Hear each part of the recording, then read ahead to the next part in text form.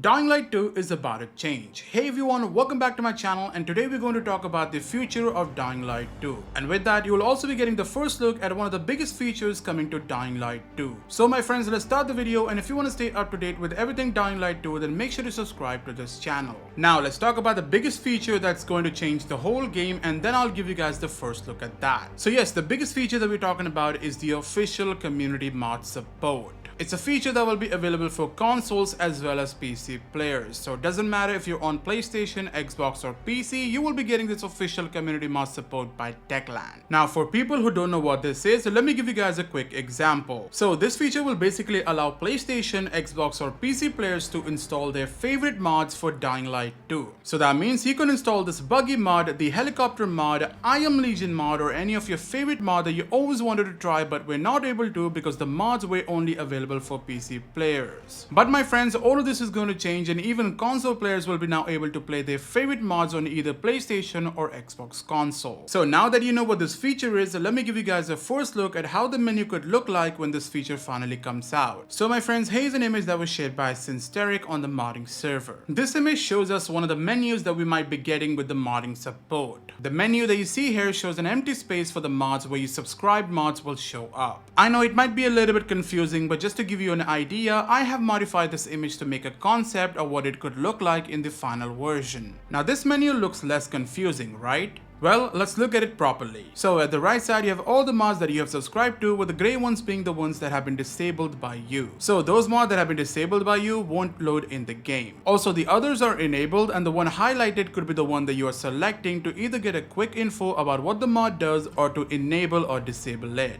Also, at the left side, you get a quick preview with the images of the mod and a small description at the bottom. So that, my friends, was the first look at the biggest feature coming to Dying Light 2. The modding support really opens up a lot of opportunities for the Dying Light community. So let's say if you get bored by just playing the regular Dying Light 2, then you can always now install your favorite mods and change the whole game, so every time you play it, it will feel like a completely different game depending on what mods you have installed. Now, another big news. Techland will be attending the Gamescom event this month, and it's a big deal because Gamescom is a huge event and it's basically the next E3, meaning there is a chance that Techland might put out a teaser for Story DLC 2 or maybe for the next update at the event. Also my friends, the Gamescom event is happening in less than 10 days, so I'll be keeping you guys updated as quick as possible the moment we get any news. Now moving on to the next big thing, the Story DLC 2. Yes, the most awaited DLC of all times, and there is a good reason for that. The second Story DLC, as we all know, was originally called the Blood Diamonds, and it was planned to be released in 2022, the same year the game was released. But my friends, soon after the game releases, the DLC 2 was leaked online, and when people saw the script for it, they hated every bit of it.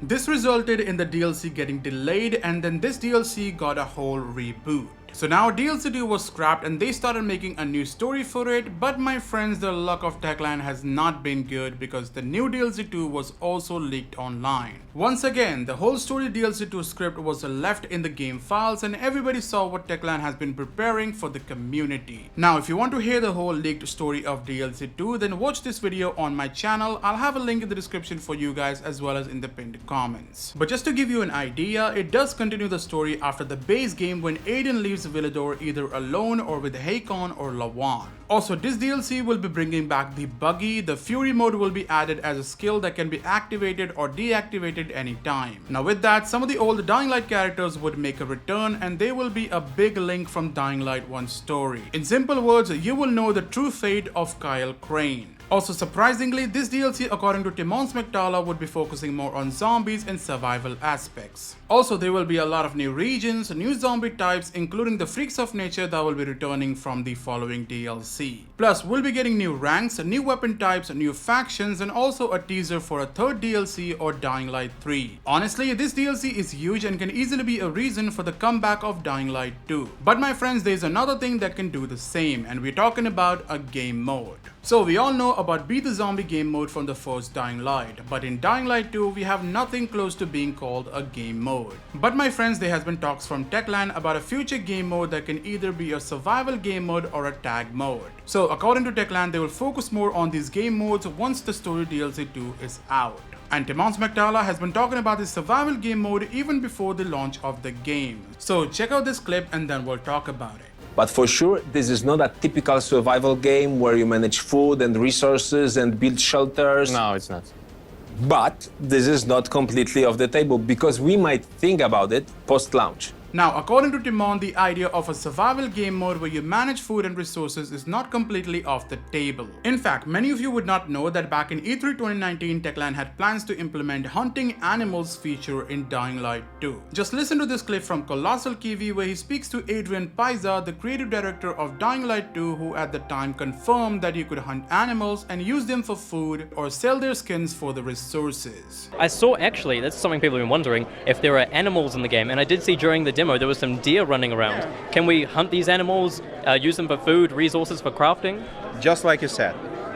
Okay, awesome. We can hunt animals, people. So this confirms that they've been planning on doing a survival game mode for quite some time, and honestly this would work really great for Dying Light 2. Also my friends, here's what Timon said when I asked him about what game mode he would like to see in Dying Light 2.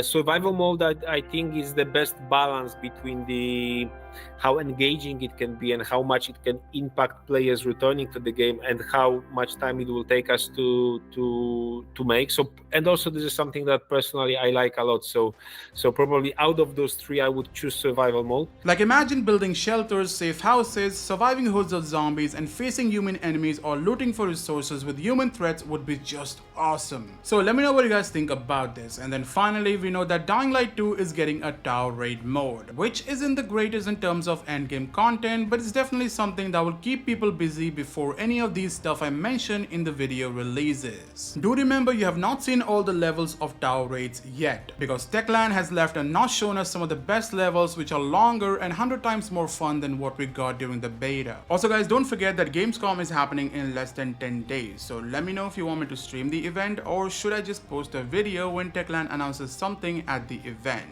By the way, do let me know in the comments what would you like to see Techland announce at the Gamescom. Do you want them to announce DLC 2 or do you want them to talk about an upcoming update, let's say the tower raid, modding support or something else? Honestly, I really hope we get something about the story DLC 2 because they have been very silent about it for years. Also, for all my viewers, I will be doing a giveaway on my Discord server where you can win yourself a copy of Dying Light to Stay Human PC version. So join my Discord now and participate in the giveaway that will begin in just few days.